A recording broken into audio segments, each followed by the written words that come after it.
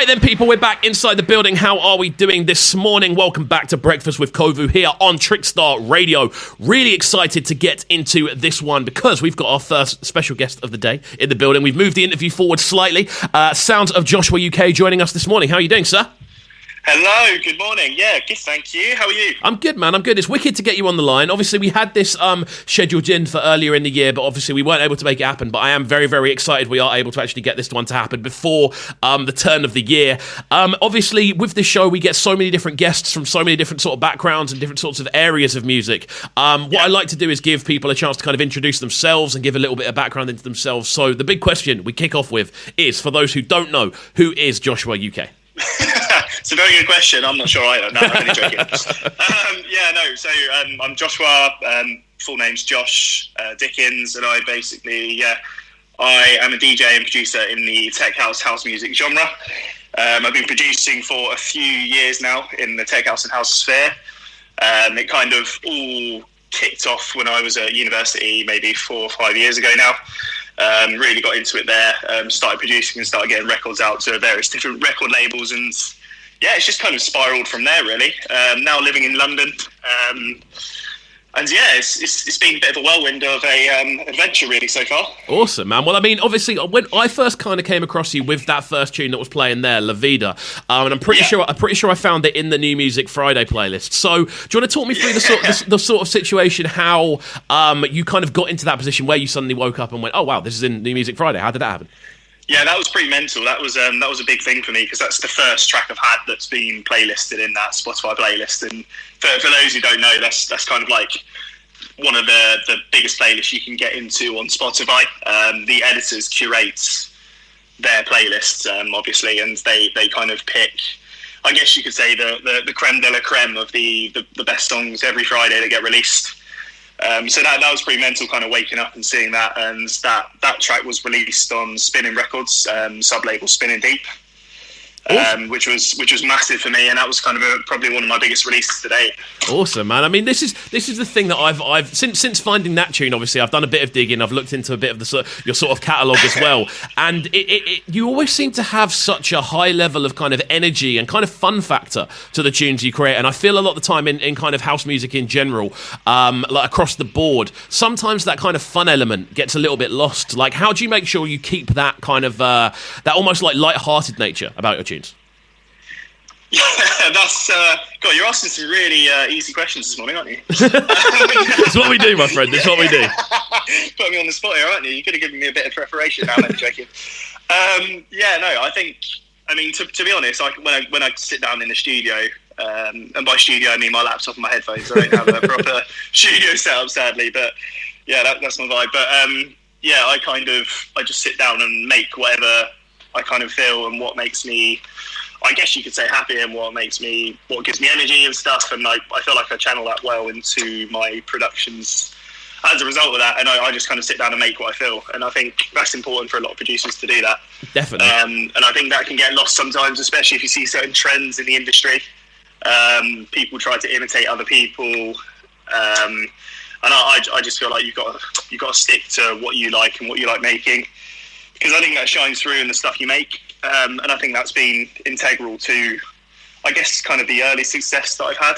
Definitely. No, I'd agree entirely, man. And there's that level of uniqueness about your sound, and it definitely does make you stand out, you know. And that's something that is very, very important from a kind of artist perspective. So, thank you, mate. Appreciate that. 100%, bro. You know what it is. We love to support sounds that are fun, you know, engaging and memorable. And that's definitely with Vida. That was definitely a sort of theme that came across for us. Absolutely, yeah. I mean, during lockdown, I actually made that the first lockdown. So I kind of wanted to make a really upbeat, happy song. Awesome. That would cheer people up. But sad it couldn't really get played at any festivals or whatever over the summer.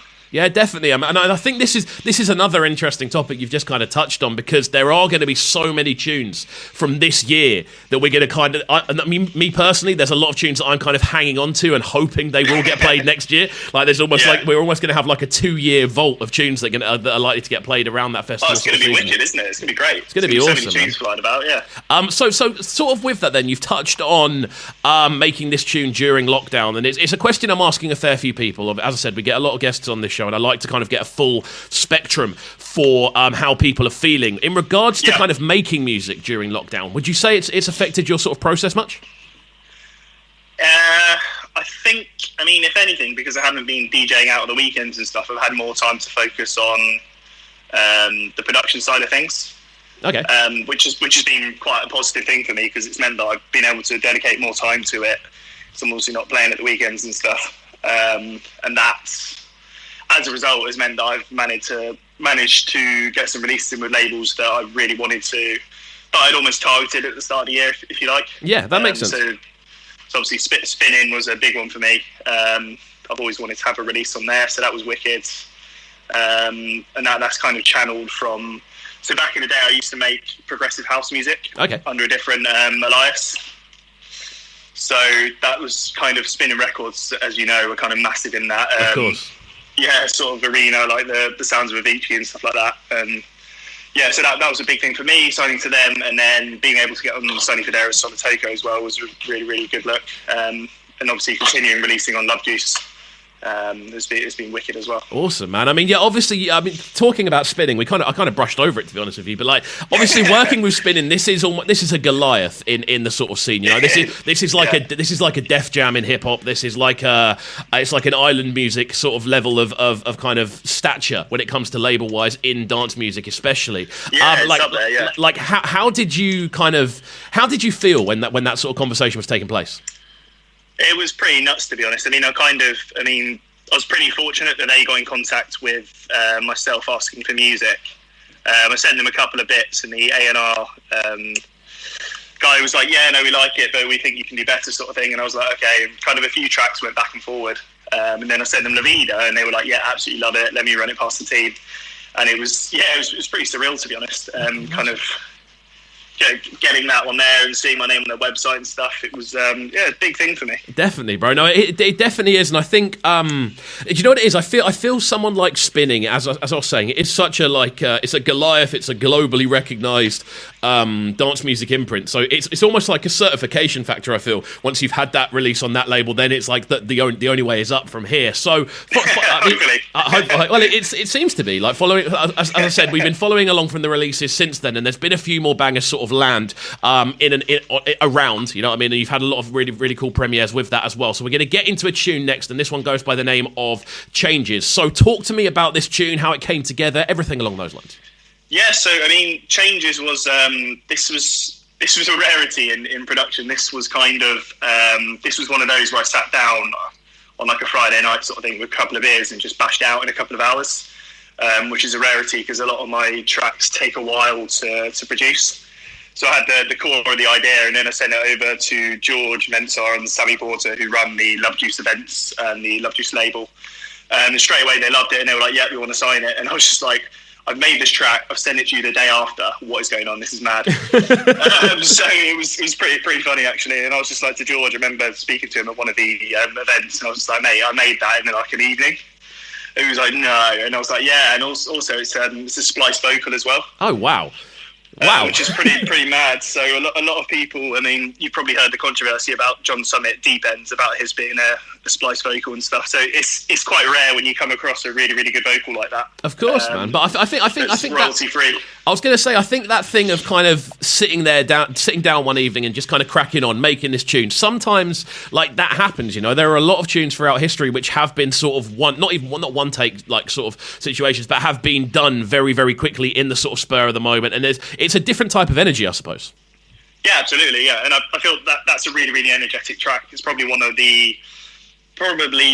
I guess one of my most energetic ones that I've made. I think looking at my discography, and I think it definitely channels that. You can tell that. I mean, that one was all about like big kind of build-ups and like lots of high energy on the dance floor. It's just sad it's not being able to have been played out at anything really. Definitely, man. Next year. Well, hopefully next year. I think that's what we're all hoping for. We're gonna get into this one now. Then it's just gone 19 minutes to 9 here on Trickstar Radio. Before we do get into this one, though, I want to make sure we've got those social media tags in and around the conversation. So, what's the best places for people to hit you up online? So the best places for people to hit me up online is probably Instagram. I'm most responsive on. So at Joshwa UK on Instagram, equally Facebook at Joshwa UK, and then Twitter Joshwa_UK. Perfect stuff. So yeah, SoundCloud as well I'm on, which is again Joshwa UK. Perfect. Well, we're going to get into this one now then, people. Don't go anywhere. We're live on Breakfast with Kovu here on Trickstar Radio. Joshwa UK joins us on the line.